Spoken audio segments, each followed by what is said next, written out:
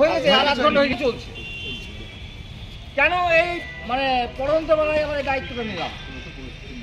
এই বিষয়টা নিয়ে আপনার যে উদ্দেশ্য এসেছেন সেটা তো আপনাদের জানা দরকার আছে, তাই কি না? বিষয়টা হচ্ছে দেখুন, আমরা এসএসকে এমএসকে সঙ্গে যারা যুক্ত ছিলাম, শিক্ষক আছে এখন বর্তমানে, আমরা একটা বড় স্বপ্ন দেখেছিলাম একে কেন্দ্র করে। যে স্বপ্ন ছিল যে আমার পরিবার হয়তো আগামী দিনে ভালো করে বাঁচতে পারবে। কিন্তু প্রাথমিক পর্যায়ে এসএসকে এমএসকে এটা ছিল কিন্তু একটা নন ফর্মাল শিক্ষা ব্যবস্থা। নন ফর্মাল 99 বলেন 2003 শিক্ষা যখন এসএসকে এমএসকে শুরু হয় এটা নন ফর্মাল ছিল। পরবর্তী সময় 2009-এর 27শে সেপ্টেম্বর এটাকে ফর্মাল শিক্ষা ব্যবস্থার মধ্যে নিয়ে আসা হয়েছে এবং এর জন্য অনেক আন্দোলন গোটা পশ্চিমবঙ্গে আমরা করেছিলাম।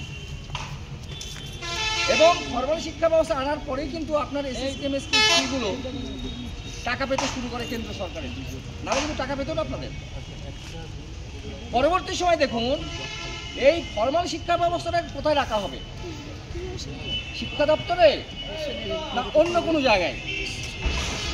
এটা নিয়ে বিস্তর আলোচনান্তে একটা জায়গায় আমরা অসফল হয়েছিলাম, সেটা হচ্ছে তদানীন্তন শিক্ষামন্ত্রী ছিলেন পার্থ দে। উনি কিন্তু শিক্ষা দপ্তরে নিতে চাননি, সমস্ত চিঠি আছে আমার কাছে কিন্তু।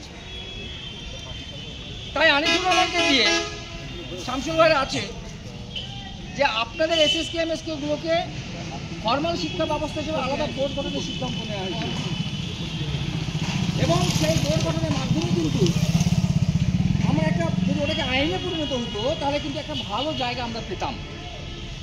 কিন্তু বাস্তবিক অর্থে সেটা কিন্তু আমরা পাইনি।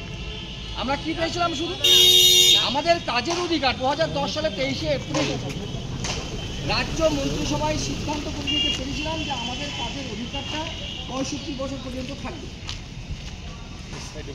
65 বছর পর্যন্ত থাকবে। নিশ্চয়ই আপনারা জানেন যে প্রতি বছর আপনাদের রিনিউয়াল করতে হতো। জায়গা আছে, এইভাবে প্রতি বছর আপনাদেরকে রিনিউয়াল করতে হতো। কিন্তু 2010-এর 23শে এপ্রিলের পর 2010-এর 23শে এপ্রিলের পর আপনাদের কিন্তু আর রিনিউয়াল করতে হয়নি। আজকে দেখুন, কথা কম বলবেন, রিনিউয়াল করতে হয়নি। এবং এই আইনটাকে পাশ করানোর জন্য তদানীন্তন রাজ্যপাল থেকে শুরু করে সবাইকে কিন্তু আমরা নিয়েছিলাম বহরমপুরে, মনে আছে না?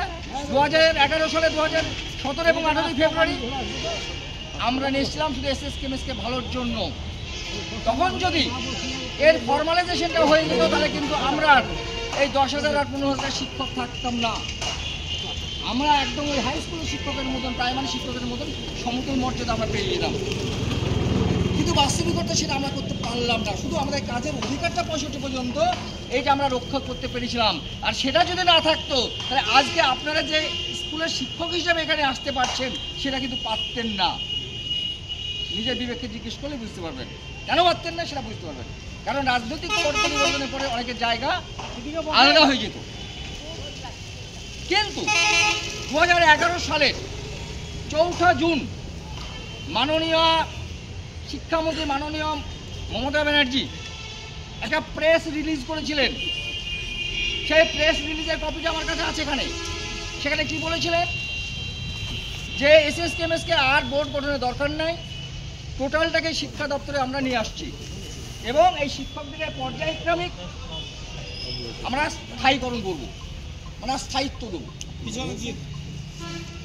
পরে কি দেখলাম 2013 সালের 19শে জানুয়ারি রাজ্য মন্ত্রিসভার সিদ্ধান্ত হলো যে এসএসকে এমএসকে গুলোকে শিক্ষা দপ্তরের অধীনে নিয়ে আসা হবে। 11 জানুয়ারি 2013 ক্যাবিনেট ডিসিশন। এখানে কি হলো যে এসএসকে এর অনুমোদন দেবে প্রাইমারি বোর্ড, এমএসকে এর অনুমোদন দেবে সেকেন্ডারি বোর্ড। তাহলে আমরা একটা অক্সিজেন পেলাম। সেই মর্মে 2013 সালের মে মাসে এসএসকে এমএসকে অনুমোদন দেওয়ার জন্য রাজ্যের মন্ত্রী মানে বিকাশ ভবন অলরেডি একটা এনওসি দিল, তার কপি আমার কাছে আছে।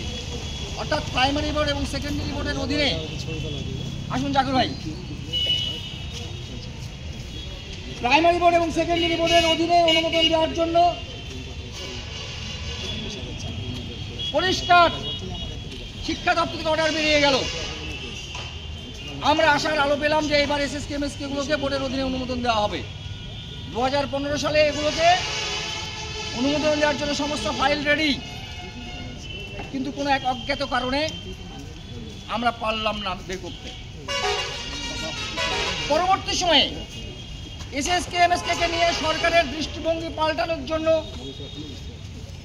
11/12/2018-তে একটা ম্যারাথন বৈঠক পার্থ চট্টোপাধ্যায়ের সঙ্গে করেছিলাম। শামসুল ভাই ছিলেন। 1 ঘন্টা 55 মিনিট বৈঠকের পর জাকির ভাইও ছিলেন, যাই হোক সবাই ছিলেন, আমরা অনেক জোরে, যে এই স্কুলগুলোকে টোটালি শিক্ষা দপ্তরে নিয়ে নেওয়ার জন্য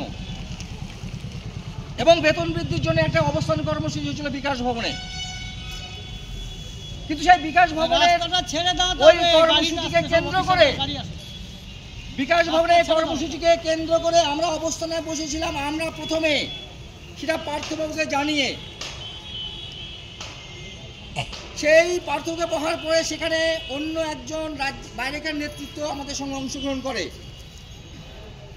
সে অংশগ্রহণ করার পরে তার রাজনৈতিক সদিচ্ছাকে কাজে লাগানোর জন্য আমাদের সংগঠনটাকে ব্যবহার করছিল, যার জন্য পার্থবাবুর নির্দেশেই কিন্তু আমরা ওখান থেকে উঠে চলে আসি।